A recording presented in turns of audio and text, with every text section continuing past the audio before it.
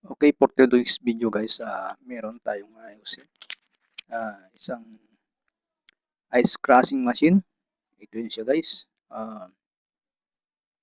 Bali ang issue pala nito ay ayaw umikot nitong motor. Umuugong lang. So, na-check ko na rin tong kapasitor. Sira.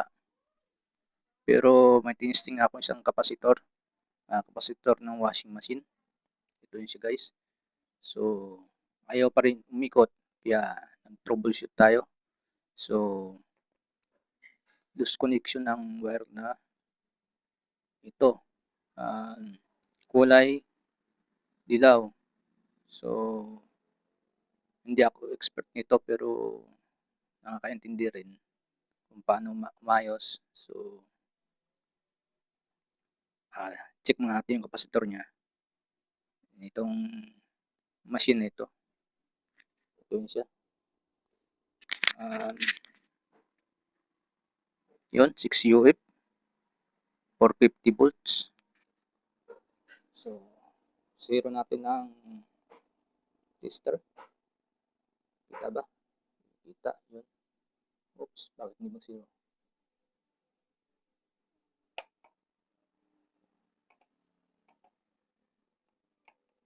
Kaya natin tester.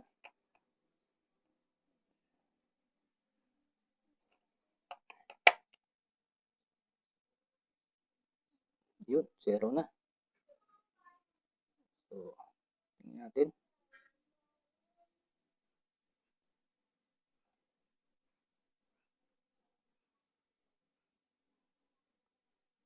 Hindi pumalo discharge.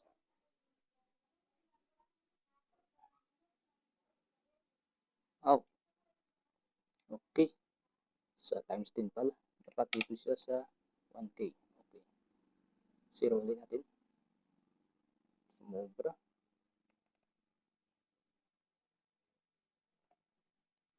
Okay, okay na. Yun. Tapos, discharge natin ang kapasitor.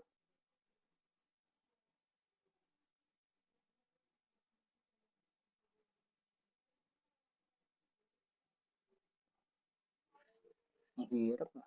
Ito. Ulit. Yun. Bali ang palo ng kapasitor natin guys. Dito lang sa 3. Ito, 6 UF ito. So, dapat dito sa size.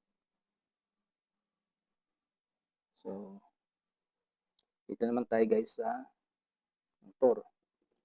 So, set natin ang ating tester sa times 10. Okay. Zero ulit natin.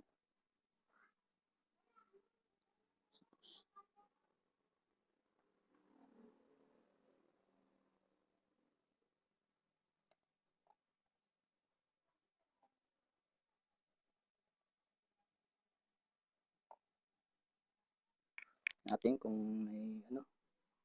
may connection yan yung itong ating wire papunta sa motor.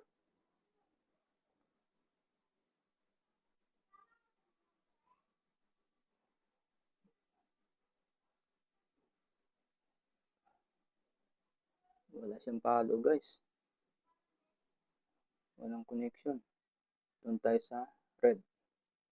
Ito. So, lagay natin itong isa. Ito. Tapos, sa blue. Yun, pumalo guys.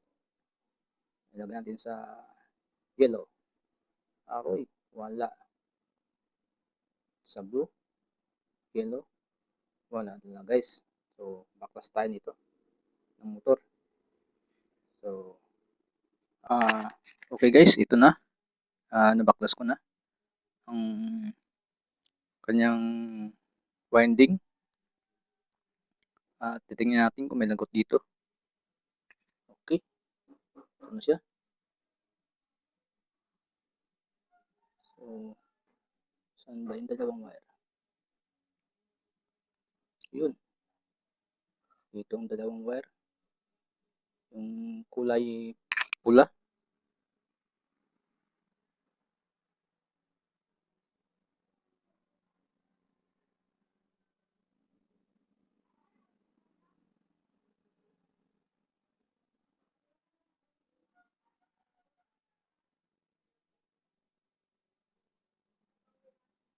Wala siyang lagot guys.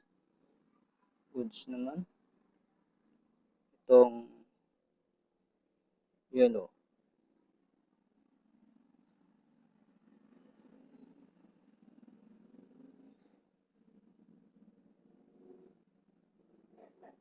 So wala pa rin lagot guys.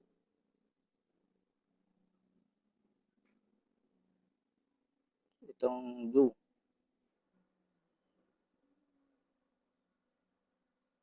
So yun. Oo.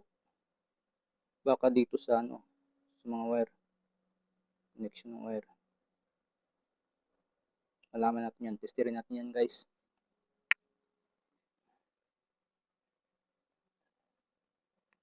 Plaster ko lang Tapos okay, step tayo guys. Saan yung ano? Saan yung may disconnection? Kung dito ba? O dito na talaga sa winding na ito.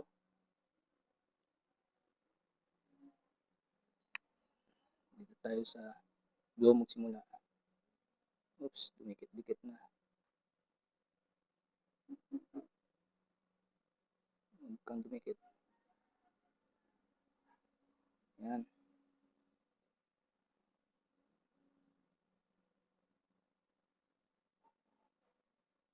Wala talaga. Disconnection.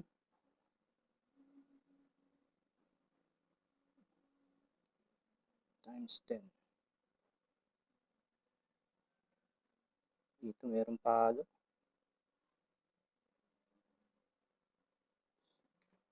Low at saka red may palo. Itong ilaw talagang wala. Aray mo. Itong dilaw at saka blue dito sa connection. Wala talaga. Dito sa pula.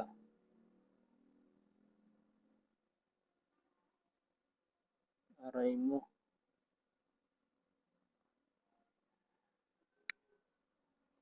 Umalo siya.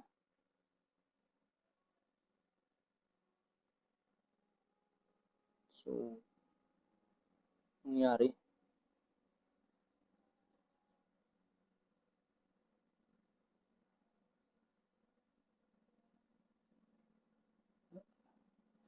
Ay, nagkaroon ng corrosion. Natin makita mo ba yan? Kita? Ayun, no? Agasin-asin. Asin-asin, guys. Waba yung video natin ito. Bali, balatan natin itong kanyang magnetic wire. Kung yan talagang sira.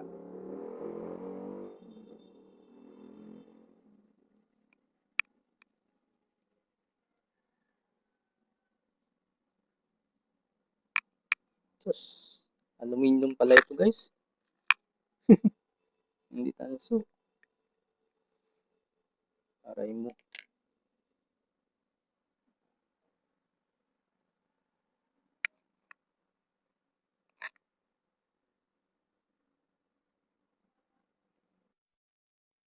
So, ayan guys. Makita ko na ang putol. Ito yung wire nito. Ito. So, testerin natin na. Ito ang mga wire na apat. Bali, apat yan sila.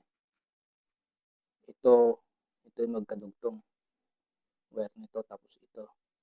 So, testerin natin guys So, magkadugtong nito guys, wala yan kasi putol nga. So ito yan, ang buo ito. Oop, yun. Wala, nakita nyo? Hindi kasi na ano ito, mas may ano. Ito. Yun. Tapos idugtong natin yung ito.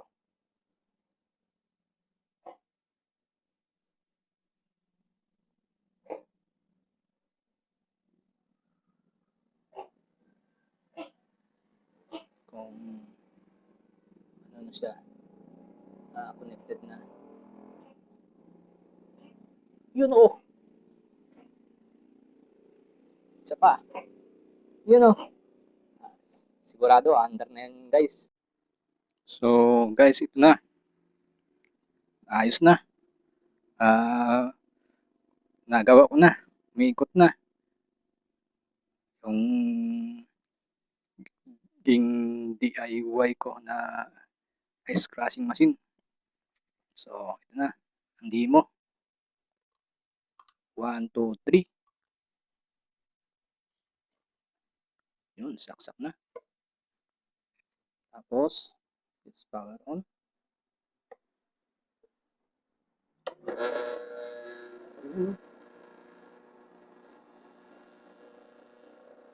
Umiikot na guys, umiikot na. So, bali, ang putol na yon, sinira niya rin tong kapasitor.